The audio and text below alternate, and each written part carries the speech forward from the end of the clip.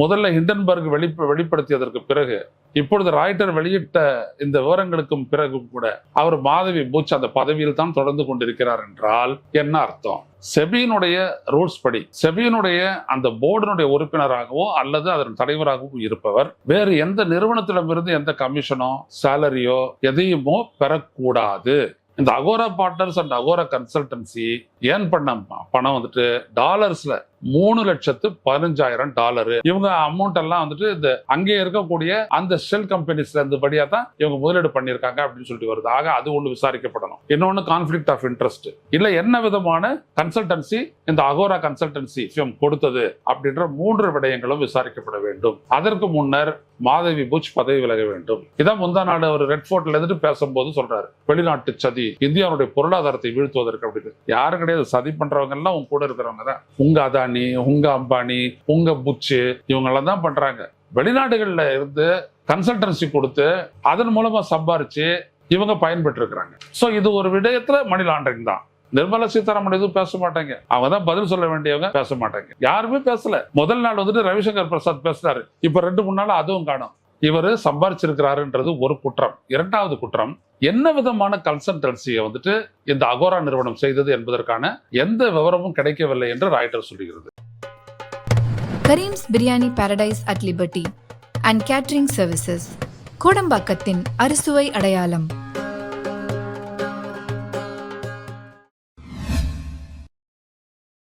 வணக்கம் தோழர்களே, ரோஸ்டர் செய்திகளின் வாயிலாக இன்று மீண்டும் உங்களை சந்திப்பதில் பெரும் மகிழ்ச்சி அடைகின்றேன். Securities and exchange board of India செபியினுடைய தலைவராக இருக்கின்ற மாதவி பூரி புட்ச் அவர்கள் ஒரு பதவியை, இந்த செபியினுடைய தலைவர் பதவியை வகிக்க தொடங்கிய 2017 காலகட்டத்தில் இருந்து இந்த 7 ஆண்டுகளில் 2024 மார்ச் வரையில் அவர் தொடர்ந்து அகோரா கன்சல்டன்சி, அகோரா பார்ட்னர்ஸ் என்ற 2 நிறுவனங்களில் பங்குதாரராக இருந்து அதன் மூலம் 3.25 கோடி வருவாயை பெற்றுள்ளார் என்று ராய்ட்டர்ஸ் நிறுவனம் செய்தி கூறியிருக்கிறது. அவர்கள் ஆய்வு செய்த அடிப்படையில் இவர் செபியினுடைய உறுப்பினர் ஆனது 2017. அதன் பிறகு செபியினுடைய தலைவராக நியமிக்கப்பட்டது 2022. அதன் பிறகு தனது பங்குகள் அனைத்தையும் தனது கணவரின் பெயருக்கு மாற்றி அவர்தான் அகோரா கன்சல்டன்சி, அகோரா பார்ட்னர்ஸ் 2த்தையும் அவர்தான் நடத்தி கொண்டிருக்கின்றார் என்று இவர் சொன்னார். ஆனால் உண்மை அதுவல்ல. இன்று வரை அதனுடைய ஒரு பங்கு இவருடைய நிறுவனம் தான் அது என்று அதனுடைய அந்த நிறுவனம் தொடர்பான விவரங்கள், ஆவணங்கள் கூறுகின்றன என்று அதற்றை ஆய்வு செய்த ராய்ட்டர்ஸ் நிறுவனம் என்று செய்தி கூறி அது மிகப்பெரிய அளவிற்கு பத்திரிகைகளில் எல்லாம் வந்திருக்கிறது. நீங்கள் இதை பார்த்து கொண்டிருக்கிறீர்கள். இதுல என்ன அப்படின்னோம்னா, செபியினுடைய ரூல்ஸ் படி செபியினுடைய அந்த போர்டினுடைய உறுப்பினராகவோ அல்லது அதன் தலைவராகவும் இருப்பவர் வேறு எந்த நிறுவனத்திடமிருந்து எந்த கமிஷனோ சேலரியோ எதையுமோ பெறக்கூடாது. இதுல இருந்து ரெவென்யூ, இதில் கொடுக்குறாங்கல்ல சம்பளம், இது தவிர வேற எதுவும் கொடுக்கக்கூடாது. ஆனால் செபியினுடைய தலைவராக இருப்பவர் ஒரு கன்சல்டன்சி நிறுவனத்தை நடத்தி சைமல்டேனியஸா இவர் சம்பாரிச்சிருக்கிறாருன்றது ஒரு குற்றம். 2வது குற்றம், என்ன விதமான கன்சல்டன்சியை வந்துட்டு இந்த அகோரா நிறுவனம் செய்தது என்பதற்கான எந்த விவரமும் கிடைக்கவில்லை என்று ராய்ட்டர் சொல்லுகிறது. இவங்க ஸ்டாக் எக்ஸ்சேஞ்சில் தலைவராக இருக்கிறாங்க. இவருடைய கணவர் கன்சல்டன்சியினுடைய அந்த இதனுடைய தலைவராக இருக்கிறாரு. இவங்களும் அதனுடைய உறுப்பினராக இருக்கிறாங்க. அப்போ அவங்க எது தொடர்பான ஒரு ஆலோசனைகளை வழங்கியிருக்க முடியும்? எந்த ஸ்டாக்ல போடலாம், எந்த ஸ்டாக்ல உடனே ப்ராஃபிட் வரும், எந்த ஸ்டாக்ல ஷார்ட் டேர்ம் இன்வெஸ்ட்மெண்ட் பண்ணலாம் அப்படின்றது தான் கன்சல்டன்சியே. இதை தாண்டி வேற என்ன இருக்குது? அப்போ there comes a conflict of interest. அதாவது என்ன அப்படின்னோம்னா, யாரு முறைகேடுகளை தடுக்க வேண்டுமோ அந்த தடுக்கக்கூடிய நிலையில் இருப்பவரே அதே துறையில் பணியாற்றி லாபம் சம்பாதிப்பது என்பதுதான் ஒன்றுக்கொன்று முரணானது. இதுதான் கான்ஃபிளிக்ட் ஆஃப் இன்ட்ரெஸ்ட். அப்ப அந்த அந்த அந்த செயல், அந்த நன்மை பயக்கக்கூடிய அதில் அவர் இருப்பாரா, இல்ல வகிக்கக்கூடிய இந்த பொறுப்புக்கு நாணயமானவராக இருப்பாரா? இதுதான் கான்ஃபிளிக்ட் ஆஃப் இன்ட்ரெஸ்ட் அப்படின்னு சொல்றது. அந்த அந்த அந்த பாத்தினுடைய அர்த்தம் இதுதான். இவர் என்ன பண்ணுவார்? பொசிஷன்லையும் உட்காந்துக்கிட்டு தகவலையும் பெற்று கணவர் நிறுவனத்திட்ட கொடுத்துட்டு அதன் மூலமாக ஸ்டாக்ஸில் எதில் இன்வெஸ்ட் பண்ணலாம் அப்படின்றத சொல்லி அதன் மூலமாக ஒரு கமிஷனை வாங்கிக்கிட்டு அதில் தான் இவங்க சம்பாரிச்சிருக்கிறாங்க. இதில் ஹிடன்பர்க் என்ன சொன்னாங்கன்னா, இவங்க 2022, 23, 24 3 ஆண்டுகளில் மட்டும் இந்த Agaro partners and Agaro consultancy earn பண்ண பணம் வந்துட்டு டாலர்ஸில் $3,15,000 அப்படின்னு சொன்னாங்க. இவங்க சொல்லியிருக்கிறது என்னன்னா 3.25 கோடி இவங்க சம்பாரிச்சிருக்கிறாங்க இந்திய ரூபாயில் அப்படின்னு சொல்லிட்டு. இதான் வித்தியாசம், வேற ஒன்றும் இல்லை. ஆக கிட்டத்தட்ட ஒரே மாதிரி தான் இருக்கு. ஆக இப்படியான ஒரு உண்மை வெளிப்பட்டதற்கு பிறகு, முதல்ல ஹிண்டன்பர்க் வெளிப்படுத்தியதற்கு பிறகு, இப்பொழுது ராய்ட்டர் வெளியிட்ட இந்த விவரங்களுக்கும் பிறகும் கூட அவர் மாதவி புட்ச் அந்த பதவியில் தான் தொடர்ந்து கொண்டிருக்கிறார் என்றால் என்ன அர்த்தம்? ஒரு அதானி நிறுவனத்தினுடைய ஆளுமைக்கு, அதானி நிறுவனத்தினுடைய பங்குகளை இவர் முதலீடு செய்திருக்கிறார். அவ்வாறு முதலீடு செய்தது எல்லாமே பர்முடாவில் இருந்துதான், மொரிஷியஸில் இருந்து இல்ல, பர்முடாவில் இருந்துதான் அவர் முதலீடு செய்திருக்கிறார் என்கின்ற செய்தி இன்றைக்கு நீங்க பாத்தீங்க அப்படின்னம்னா ஊடகங்கள்ல வந்திருக்குது. நம்ம நினைக்கிற மாதிரி இல்லை, இவங்க அமௌண்ட் எல்லாம் வந்துட்டு இந்த அங்கே இருக்கக்கூடிய அந்த ஷெல் கம்பெனிஸ்ல இருந்து படியா தான் இவங்க முதலீடு பண்ணியிருக்காங்க அப்படின்னு சொல்லிட்டு வருது. ஆக அது ஒன்று விசாரிக்கப்படணும். இன்னொன்று கான்ஃபிளிக்ட் ஆஃப் இன்ட்ரெஸ்ட் இல்லை, என்ன விதமான கன்சல்டன்சி இந்த அகோரா கன்சல்டன்சி ஃபியம் கொடுத்தது அப்படின்ற 3 விடயங்களும் விசாரிக்கப்பட வேண்டும்.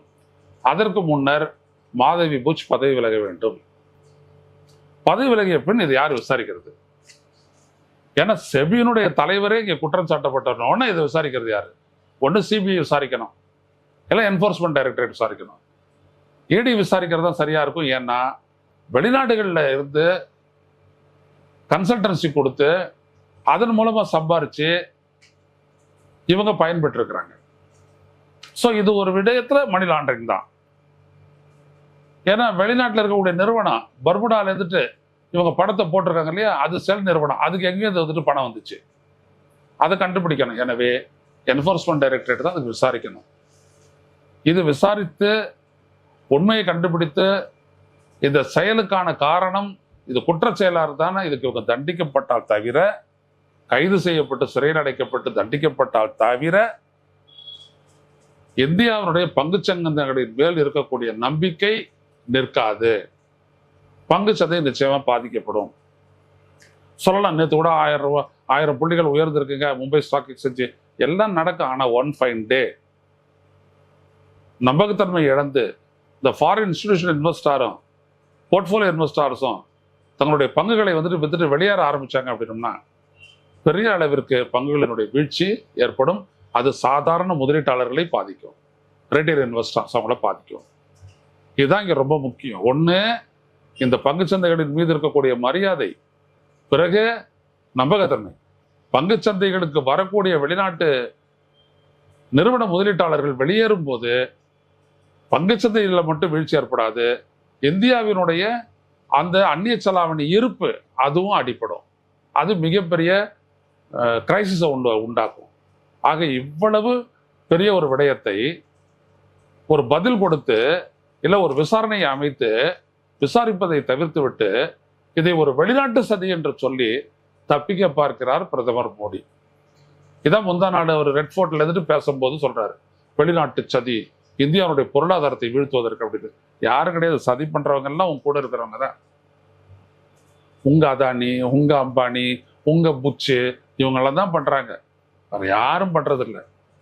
எனவே மோடி அவர்களே, நீங்க உள்ளபடியே இந்த நாட்டை காப்பாற்றணும், அந்த பங்குச்சந்தையை காப்பாற்றணும் அப்படின்னம்னா இதுக்கு விசாரணைக்கு நீங்கள் உத்தரவிட வேணும். நிர்மலா சீதாராமன் எதுவும் பேச மாட்டாங்க, அவங்க தான் பதில் சொல்ல வேண்டியவங்க, பேச மாட்டாங்க. யாருமே பேசல.